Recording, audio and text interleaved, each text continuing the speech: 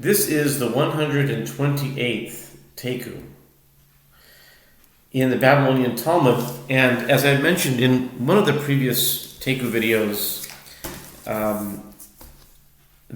the PL89 calendar is usually its own video, and I present the work that I have, the mathematics of it, the whole concept and what it's about. But if there's a connection to the Taikus or to the Daf Yomi, they can intertwine, they can be brought into each one, they can be interconnected.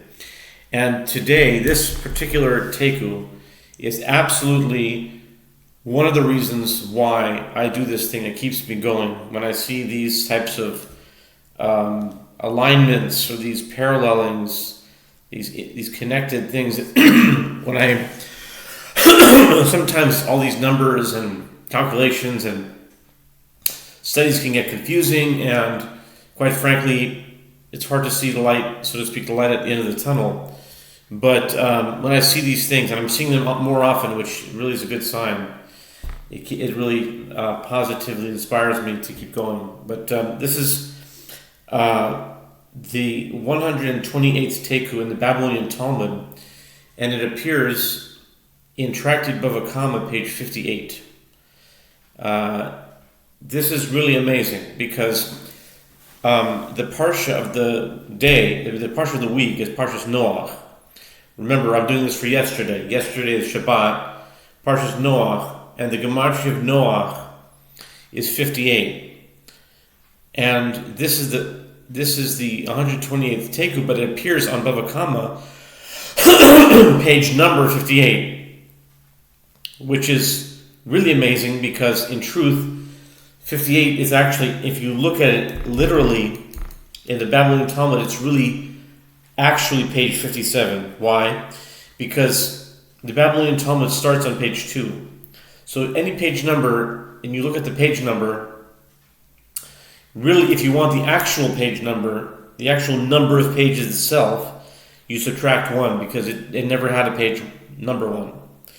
But there's a very important purpose for it to have a number that's one above that, and it's for things like this. This is what corroborates or confirms the rectangle concept, which means if something happened yesterday, it can also relate to today, and that concept is in the pagination format of the Babylonian Talmud. So it's like when you're on page 33, you're also on page 32, but yet you're on page 33, and 32, 33, 32. So it's like saying today is yesterday, yesterday is today, today. You're going back and forth, and they're both absolutely correct. It's just which way you're looking at it. If you want to see it, what the page number is, or if you want to know the number of pages. So this is one way of, it's a perennial debate, age-old discussion of, there's a machlokas in the Talmud, a dispute, an argumentation, and then the Baskel comes out and the heavenly voice says, Elu ve'elu divrei Elohim Chaim. These are the words of the living God. But they're arguments, they're contradicting each other. And that's the idea. The idea is how deep you can see something to make them that they're both right. And sometimes it's easier to do that than others, but at the end of the day, they're both correct. And that's really the idea of the PL89 calendar. PL89 is equal to unity. It's unity consciousness, it's not duality. So it takes duality and merges it in the light of unity and makes it into one thing. And so the Taiku, this Taiku for this day, it also shows that my calculations are correct. Not that mine are correct, because every time I make a calculation, human error is very, very possible. So it's not my calculation. It's just a calculation that I just find myself in somehow, and would invite anyone and everyone who would be interested in this kind of study to enter this phenomenon, I suppose, of this synchronicity, this singularity of where all is one. And to come into this is the philosophy of Gematria for me. You know how they have, different, this is very academic kind of a thing, but you have like different studies called the philosophy of science or the philosophy of mathematics. That's really abstract. Imagine getting a major in the philosophy of mathematics, or you have many philosophy of physics, philosophy of anything. The philosophy of Gematria, for me, is that all is one. And when you look at something, you're not looking at that thing, but you're looking at the thing that sent the thing. You're not looking at that thing only, you're looking at what's behind that thing and what that thing represents. And when you understand Gematria well, those things are one.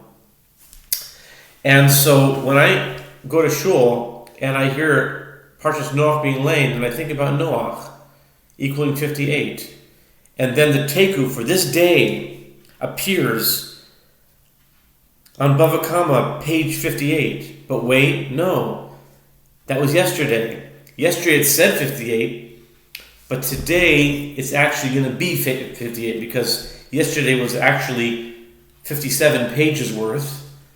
But today that it's being read, it's like the next day. So I think I belabored that a little bit, but I really wanted to get that point across. 128 is a way of connecting with that 58 in many more ways than one. If you know Gematria, English and Hebrew, 128, just think about that number as well. So the 128th Taiku, according to Rabbi Aharon Yoshua Pessin, his book, which lists and numbers all the Taikus, appears in Tractate Bava Kamma 58, which is Gematria Noach, which was the Taiku of yesterday, which when they lay Noach, and with that, 58b with the words Yarda Kedarka Vezika. Yarda Kedarka Vezika, Mishalim Smash Yazika, Bayrav Yamyam. Yarda Kedarka Vezika, Bemele Damahu. Excuse me.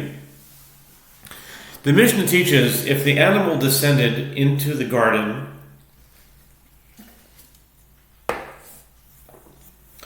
in its usual manner and caused damage there, the owner pays for what it damaged.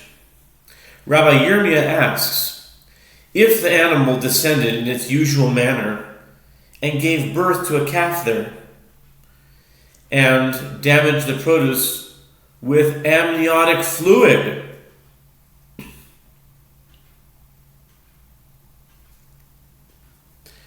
what is the halacha? Okay, I didn't know that amniotic fluid actually causes damage, but maybe amniotic fluid, when they gave birth and then the water that came out, maybe its acid content is too much for certain delicate flowers and damaged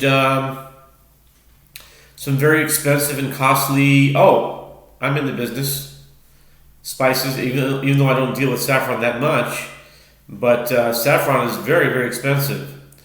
And imagine there was saffron growing in this garden, and the cow came in there and gave birth right over the place where the saffron was growing. And the amniotic fluid, let's say it had very high acid content, or just the material from the whatever it was, ruined all the saffron flowers, which are very, very expensive. 1 ounce of saffron costs, I don't know, I don't deal with that much, but the company I used to work for, excuse me, sells saffron. They have to keep it locked up. It's like very expensive. So does the owner of the animal have to pay for this damage? I would think yes, but anyway, let's see what it says. The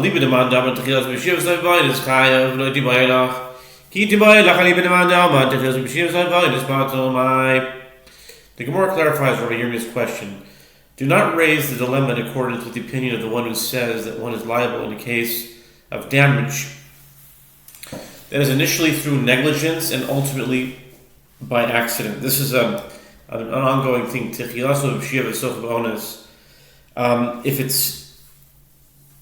If you let the cow go, right, then that's negligence. You shouldn't let it go. At the end of the day, it had an accident. You had no idea that it was going to give birth. If it had just walked there without giving birth, nothing would have happened. So this might go into that category of initially through negligence and ultimately by accident. Since this is a case, the owner was negligent in allowing the animal to enter another person's courtyard, although the actual causing of the damage was ultimately by accident. When should you raise this dilemma?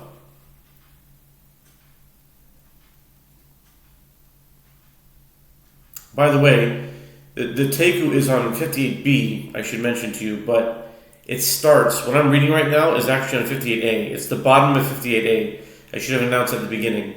But so just, if you're looking for it, just look at the bottom of the last few lines of 58a, and the Taiku is going to be at the top of 58b. So it is on 58b, but it's on 58a.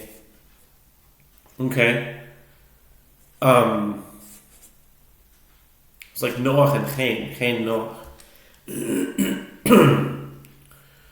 The Gemara clarifies okay, right. So when should you raise this dilemma?